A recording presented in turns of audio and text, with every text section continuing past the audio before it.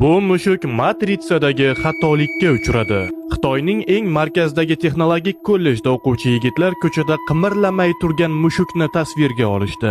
Mushuk umuman qimirlamas va hattoki uni yoniga kelgan odamlarga ham hech qanday reaksiya bildirmas edi. Ba'zida u sistemadagi xatolikni yengishga kuchi yetib sal dumini uchini qimirlatardi. Yigitlardan biri shunday deydi: "Men egilib u mushukni ko'zlariga qaradim va ko'zlarini aksida boshqa olamga o'tuvchi portalni ko'rdim. Ko'p o'tmay u mushukni oldiga boshqa begona mushuk keldi va u ham xuddi shu holatda qotib qoldi."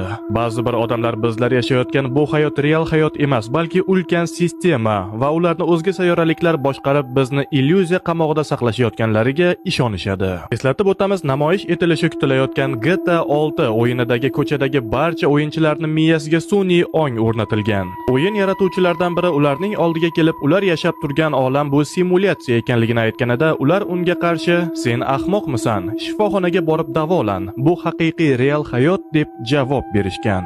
Siz bu borada nima deb o'ylaysiz? Albatta shaxsiy fikrlaringizni kommentariya bo'limiga yozib qoldiring.